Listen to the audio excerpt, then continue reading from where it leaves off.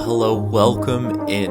If you're here listening to this podcast, that means you're destined for something great, and we both know it to be true.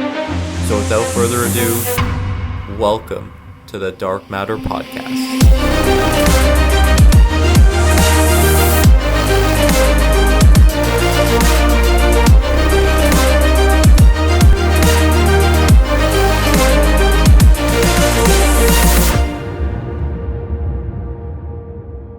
Hello, and welcome back to the podcast. Dev here.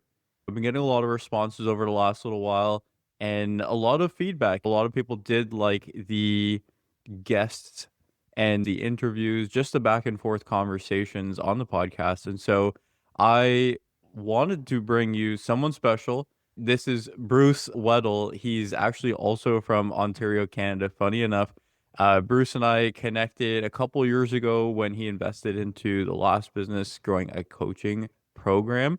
And Bruce is a sales master, and that actually is his business as well, Sales Master Club. And today we're going to go back and forth a little bit just based on his expertise, a lot of what he's learned over the industries and over the years, and just some key pointers, key tips. I know a lot of people that listen to the podcast are entrepreneurs or wanting to get into that space. So today we're going to go back and forth and provide you guys some insights. Bruce, welcome to the podcast. So happy to have you here. You want to just give a quick intro, just explaining a little bit about who you are? Dev, first off, thanks for having me on the podcast today. And as far as who I am, I've been a sales trainer since, the 90s. And as time goes on, things change. And the problem that some people have is that they're still trying to sell the way they sold in the 90s, and it doesn't work anymore. The consumers become more educated, and you can't push stuff on people anymore. You have to pull them towards you. And that's what I train people to do. I want to talk about that because I've actually talked a lot about high ticket sales and my own experience doing door-to-door sales where, you're just knocking on someone's door and trying to get them through the presentation. And sure, we might be saving people money, but then there is that piece of they weren't even expecting to make a decision today. I do want to talk about how the industry has changed because like you mentioned, the industry across the board, even for the online space, like we've seen people sell high ticket, go into low ticket, recurring offers or communities. There's so many different things. And so I do want to talk about the trajectory of sales, how you've seen it change and how you've been able to stay consistent through the years. So yeah, what were you doing early stages in the sales career? The early stages of sales was just being an order taker. Okay. People come into the store and I need this. And all you're doing is taking the order, filling it out, and they're on their way. And it's much the same at Home Depot. The people that are on the floor of Home Depot aren't salespeople. They're there to take orders. Someone comes in and says, I need something because I got a leaky sink. They take them over to the plumbing department. They point at different things and they fill that order and the guy goes on his way. If you're an entrepreneur, if you're a salesperson for a small, medium company, you're not taking orders anymore. That doesn't work. The truth is, sales are more psychological now than they ever been before. As the consumer got smarter, just being an order taker or pushing your product on somebody to tell them all the features and benefits doesn't cut it anymore. And the guys who are doing that are hearing more and more of, okay, thanks for the information. Let me think about it. And the sale goes nowhere. So the moment that you meet that prospective customer, everything that falls from your lips should be related to WIIFM, which stands for what's in it for me, for the customer. And of course, you got to close the deal and using the old tactics, like the dentist close or the puppy dog close. It's tricks. Pisses people off. So for someone that's getting into entrepreneurship or really wanting to learn sales, because we know sales is the backbone to everyone that's ever gotten any decision ever, right? Sales isn't everything. If you and I are going out for food, if I want pizza and you want sushi, it's a sale, right? And the commission is we get whatever it is that we want. So I always preach how important sales is. Now, how much of sales is the techniques and how much of sales is the mindset of it? Like really understanding your prospect and your customer or even your product. How much weight would you put? Because I know when we did door to door, we had a ton of new people all the time. Every single week we had new people. And the first thing they would say is, "Oh, tell me your favorite closes." Yeah, the closes are great and you can learn how to handle every objection until you're blue in the face, but unless you know the things leading up to it, you're just going to make your job so much more difficult. So what would you say to that? What's more important, like handling those objections and closes and knowing those and having the arsenal, or the things leading prior to it? The things leading prior to it. Okay. You talked about mindset, and the truth is, mindset, it's so important. If your head's not in the right place, and if you can't get your customer's head in the right place, you're not going to have a sale. But mindset isn't the part that converts the conversation into a sale. It starts the conversation, it leads the conversation in the right direction, but it doesn't convert. Let's talk about cold calling for a second. When you're at home at night, okay, dinner's ready, plates on the table, and you're just about to put your bum in the chair, and the phone rings. And your first thought is, who the hell's calling me now? But you run to get the phone because you don't want to go to voicemail. And you pick up the phone, you say hello, and the first thing you hear is, hello, sir, my name is Gus, and I'm calling from ABC Duck Cleaning. How are you today? What's the first thing, Devin, that you want to do? Just hang up. The moment you hear those words, good day, sir, my name is from such and such a company, it's a telemarketing, and business people do not want to talk to telemarketers. I can do a whole 2-hour session just on telemarketing cold calls. But you got to change up your first response, the first thing that they hear. Can you give me a couple of minutes on this part? Yeah, take as Okay. much time as you need. If a telemarketer calls and announces themselves as a telemarketer, hi, I'm Bob from such and such a company, you want to hang up. And so does the business owner. Now, I'm going to give you two scenarios. I'm going to paint two pictures before we get into that response, okay? When you were a little kid and you're grade 1, grade 2, okay? Everybody in the classroom's friend. At that age, everybody in the classroom is a friend, right? But there's one best friend, and you do everything together. You go to recess together, you go to lunch together, you go to birthday parties together. You guys are tight, okay? And you go through the grades together. The problem is that as life happens, maybe he and his family moved away, or your family moved away, or maybe he went off to college in another town or state or province, and somehow along the line, you just drifted apart. You still think of him as a really good friend, but you just don't see or talk to each other anymore because life just drifted you apart. That ever happened to you? Of course. Yeah. Okay.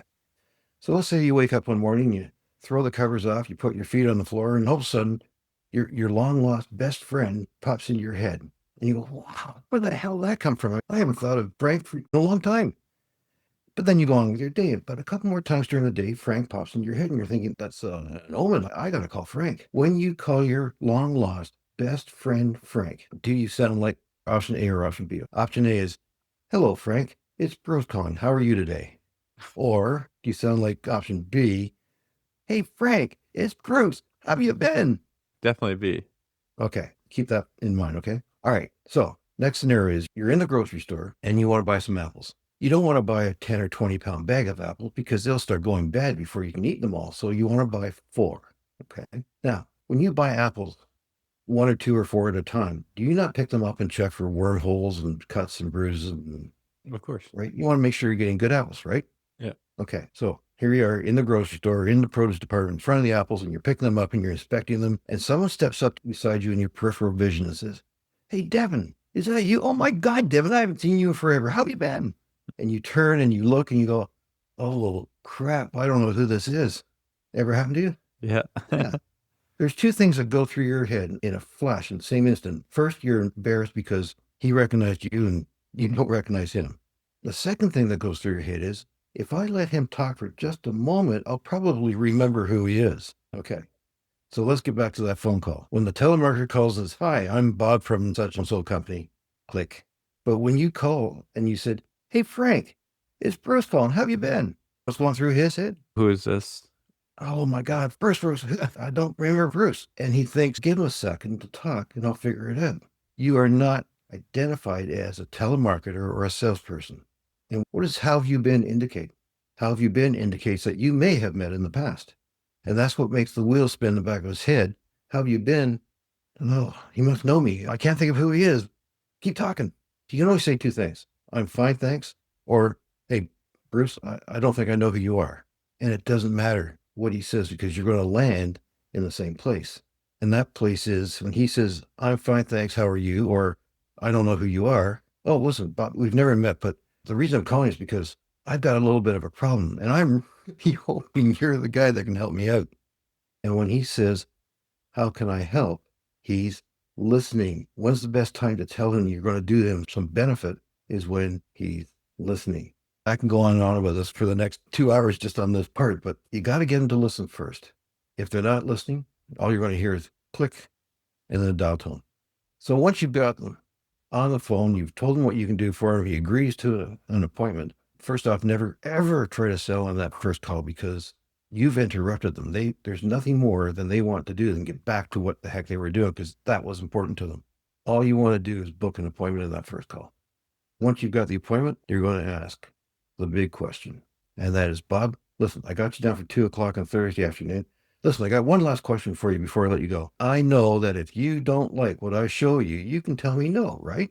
Then on the other hand, if you do like what I show you and it makes sense for your business, you think I'm the right guy to do the job and it fits your budget, are you the guy that will tell me yes or no Thursday afternoon at 2 o'clock? And now you know if he's the decision maker or if he's going to say, I've got to give this to my partner. Because there's nothing worse than going to the appointment at Thursday, 2 o'clock, doing a great job. And he's going, yeah. And you're thinking, oh man, this is going to be a sale. And then he says, I got to talk to my partner. Never happens.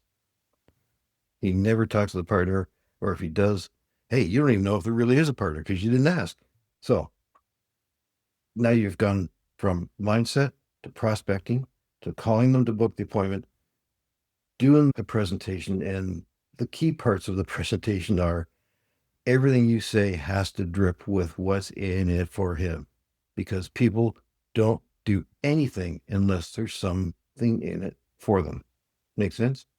Yeah. Yeah. And it's funny that you asked that as like your last question too, because I think back to when I did door-to-door sales, and there were so many times where the last question that I would ask once I did get an appointment or a follow-up is just, aside from a zombie apocalypse, is there any reason that you wouldn't be at this appointment, just to make sure that they double check the calendar? But then I have been caught in that where everything's great. They text me on the day, hey, you're still coming by, and it's great. Like you're feeling good. But then you get to the final end and they're just like, oh, I still have to run this by someone else. That definitely is a big trap where if it's not the decision maker, again, it just goes into so many different directions. And even for the online space too, there was one client for the last business that we had. It was a $10,000 pay in full. And he was like, I got to talk to my wife. Can you give me till next week? I was like, yeah, no problem. And then the next week, at the time that he was supposed to be there, not only did he forget about the call, but he also didn't talk to his wife. And so I had to basically reiterate all the information again to him. Interested, but it just slipped his mind. We went through it, chatted the next day with the wife, and then everything went through it. So it was very interesting because it was like I chatted with him on a Saturday, and then Wednesday the next week, Thursday, Friday, they bought. In your industry, or I guess what is your industry? Because you worked with so many different companies, solopreneurs, and sales professionals. Do you have a specific industry or niche professionals that you like to work with? No, not a specific one. You know what? You know this, but I've owned 8 businesses over my career, and each business has been in a different industry. And what I learned was what works in this industry doesn't work in that industry. So I learned how to adapt. And that means if somebody comes to me from legal or medical or aerospace or janitorial, I have worked with janitorial all the way to aerospace. And I've trained people in all of them on how to sell, not on how to clean or fly to the moon. When I teach somebody, it's specific to what they need because there's no point in doing something that's generic. If I'm training a person or a team, it's about their industry specific. So I guess with that, it's interesting because we know each industry is different, but I guess within the role of sales, there's still going to be those common Yeah. practices, those common principles. And I know one of the big things that you teach right now is, I'm not sure how much you want to share about this, but like your 9 pillars to selling successfully. Can we touch on those? Can we get a little bit of the insight as to what those pillars are and like how those work? Because I feel like this really does open the space up to your approach. This is your method that's allowed you to create success, your clients to find success. And you're on Udemy with over 34,000 reviews and clients. You have Fiverr. I think you're 4.5 stars with a couple hundred, what, 500 or 600 800. reviews? 800 reviews Yeah. and you're 4.5 stars, right? It's Actually, Amazon best. 4.9%, 4.9 to be. Oh, yeah, 4.9. I don't know why I was saying 4. So 4.9 with 800 reviews, Amazon bestseller as well with some of the books that you have. How did you stumble across this 9 pillars? What are those 9 pillars and what do these mean for you? We've already touched on some of them. Mindset's the first one. And inside of mindset, there are five vital functions that turn the average person into a good salesperson. Then you got to do your prospecting or get your leads. Then you got to do your phone calls, whether they're cold or warm. And frankly, even if they're warm or cold, you got to do your presentation. You got to learn how to ask questions the right way. Give you an example. A couple of years ago, when my grandsons were small, we wanted to buy them a swing set, a backyard playground. And it wasn't going to be that Kmart swing set with a slide. So we went to one of those specialty stores, and this slide was one of the circular ones. It didn't go straight down. It circled around, spiraled. And I liked what I was looking at, and I was this close to making the decision on buying that one. And I said to the sales clerk, how fast does it go? And she said, oh, your grandkids are going to love it. They're just going to whip right down there. And she lost the sale right there and then. I wasn't really asking how fast it is. I was really asking, how safe is it? But if she had answered the question properly, then I would have had the right answer and I was ready to buy. What she should have said was, oh, your grandkids are going to, Bruce, I got asked. I've never been asked that before. What makes you ask that question? I really want to know how safe it is. Then she would have had the right answer. So you got to learn how to ask questions. You got to learn how to handle objections. You got to learn how to read the customer, what they're saying. You got to determine whether they're just making a statement or is it really an objection. Right. When that prospect says, wow, this is happening really fast, or wow, I hadn't thought about that, and there's that pause, give them the time to think about it, because you don't want them to say, let me think about it and I'll come back tomorrow. You got to create a sense of urgency, but you got to do it really early. I'll give you an example of creating a sense of urgency. Have you ever bought a used car? Mm-hmm. Okay. So the night before you go to the car lot, you decide, what am I really looking for? Do I want a truck or an SUV or a four-door sedan? What options do I want? And what kind of price am I willing to pay? What your limits are. You get to the car lot the next morning, and the first thing people do when they get to the car lot is they get out of the car and they stand on their toes looking around to see if there's anything that catches their eye. And then they turn around to look toward the showroom, and here comes that used car salesman, and he's got the great big grin on his face that gets bigger and bigger with every step because he's going to sell you a car today. So he catches up to you and he talks about the weather and they talk about favorite teams, or eventually he gets around to say, so Devin, what kind of vehicle are you looking for today? And you say, I want an SUV. I want these vehicles, and don't show me anything over this because that's my cap. I would like to stay below it, but that's my cap. And he said, and he gets all excited. He said, Devin, this is great. I got 2 vehicles that are perfect for you. Come with me. And he turns around, takes off, and you got no choice but to follow him. He stops in front of 2 SUVs, and you think, okay, this is good. I like these 2. And he says, how'd you like to take one up for a drive? And he hands you the keys, and you go up for 2. And while you're driving around, you think, oh, this is nice.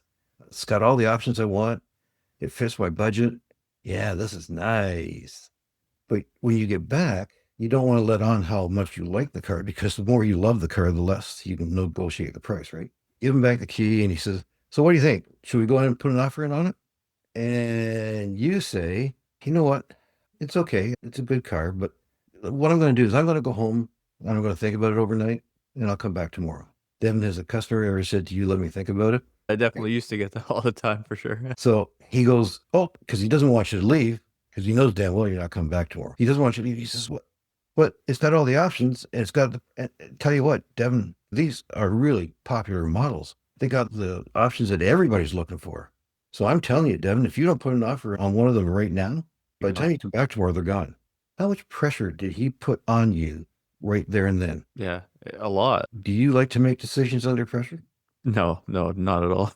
Most people tell me they don't make good decisions under pressure. So you would walk away from that because you're feeling too much pressure. So let's wind back that clock a little bit to the point where the sales reps come out, he's talked to you for a little bit, and he says, what kind of vehicles are you looking for? And you say, SUV, these options, and this price is my top end. He's, cool. Devin, this is great. I got 2 vehicles that are perfect for you.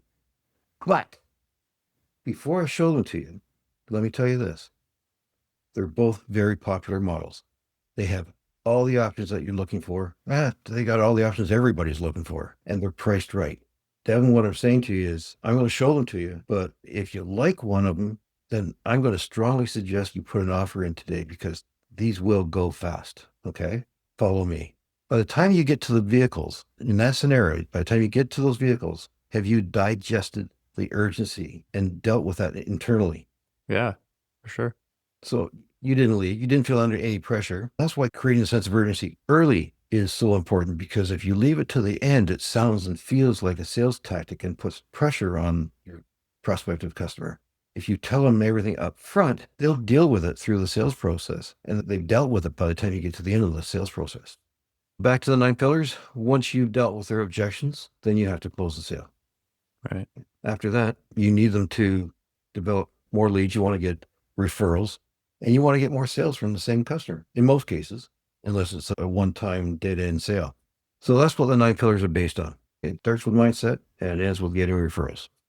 I love this because these principles, and even just like the demonstration that you shared a few already here, but even then just this one of being able to know when to present the urgency and the right way to do it. So it gives people the right amount of time because even for us, like when I did door to door, people are skeptical and their guards are always up now because of what's happened over the last couple of years. There's been so much changes in the industry and even economics, right? Like things are more expensive than they ever have been. You might feel like you're talking to someone and you have something good, but then people are wrestling with their own internal battles and their own internals. Can I Yeah. afford this? And these sorts of things, right? It's pretty interesting how, well, again, these 9 pillars, it really does talk about the importance of knowing more than just a product, knowing more than just the objections. It's really the steps. And if you follow the steps, then this is what's going to lead to more consistent income and the considerable outcome that you want. I have two more questions. The first question is, we all do, and I know you will as well. Do you have a favorite sales experience where maybe you close a deal you didn't think you were gonna get? I know you probably have so many of them, but I do love the storytelling piece of this person came in and they were skeptical, but then I used this mindset shift or these sorts of things, and then it ended up working out being like one of my favorite deals. Devin, you know what? There's just been so many. It's hard to just grab onto one. One of the ones that I've recently dealt with was a fellow in Germany, an engineer.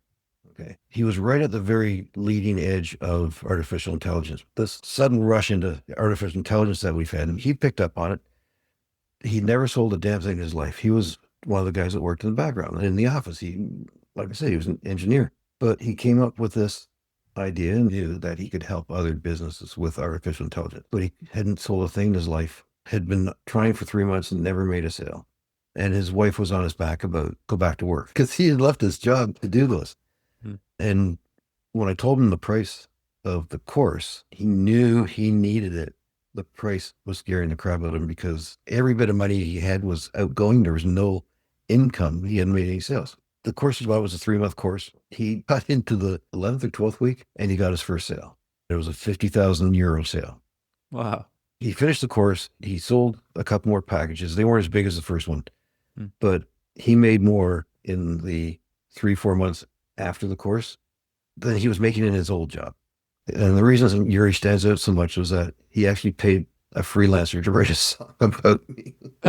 You know what? It's Devin, for me, it's when that light bulb goes off. The guy who's been struggling, who knows he could do better, he knows he could be better at Hmm. sales. And whether it's 2 or 3 hours into the training or whether it's 13 weeks in, when that light bulb goes off, man, I'm telling you, first off, it's good for them, but I get such a reward out of that.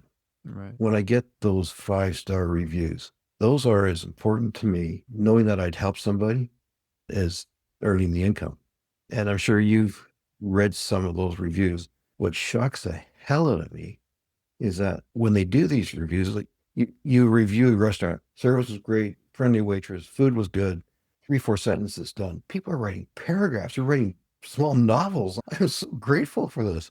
And that's the biggest reason I keep doing this, because I have gotten so much out of my sales career and now giving back and helping people turn their careers around.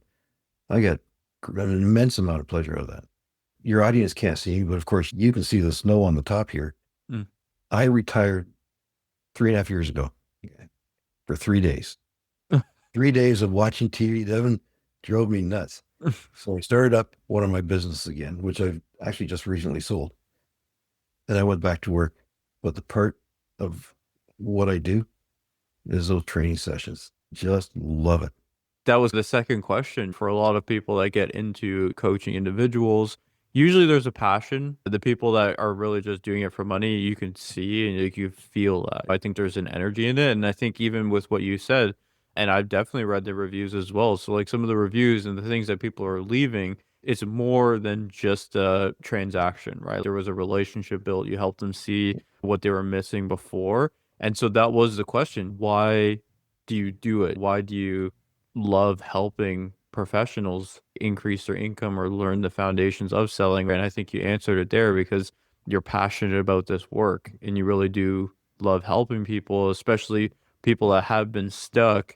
And I can relate to that too. I had some lady who joined our program who hadn't sold anything in 4 years. And after working with us in 6 months, she'd made about 15 sales. So you feel it, you feel Yeah. good. The money's just a byproduct of doing great work. I started my first business when I was 19. So in my late teens or in my 20s, I chased the money and it was hard to come by. I chased the money. And the funny thing is, when I quit chasing it, when I focused on the customer instead of the money, everything changed. And that's through the years. Like I said, in the very beginning, the way of selling has changed. It's become much more psychological now and understanding the person that you're talking to, understanding the personality of the person that you're talking to, because each person receives and hears information differently. You and I have dealt with each other for a couple of years now. You know that I'm a people person. If you focus on filling that need, that's part of it. Focusing on the person is the bigger part, because if you focus on the person, you build a relationship, they're going to come back to you. How many times, Devin, have you bought something that you could have bought anywhere, but you went back to that particular store because of that particular person? Right. It's like in your haircut, you can get your haircut anyway, but you go back to the same barber because you build a relationship. This is why you do what you do. The business I just sold was my web development company. I've been building websites since 2007. Yeah, you can get free websites now. You can spend 50 grand on a website. You know that. The thing about what you did for me last is you can spend $1,500, $2,000, $3,000 on this, right? If you have a choice between spending $3,000 on building a really nice website or $2,000 doing what you have done for me as a website builder, I will tell you that what you have done is more important than getting a $3,000 website. The reason being is this creates cash flow. Once you've got cash flow going, then you can build a website. Put up a landing page. People need to see that there's a real business there. Buy your domain, buy your hosting. GoDaddy will give you a free website, but that doesn't convert into money. What you did for me converts into money. So I started the conversation before we went on air thanking you, and I'm going to thank you here on air because you converted a website builder into a funnel builder. So I thank you for that. Of course. Yeah, it's my pleasure. I'm glad that you're happy with it. For those who are maybe wondering, so Bruce was interested in the done for you stuff and you're hearing how it turned out. So I'm glad that you enjoyed it.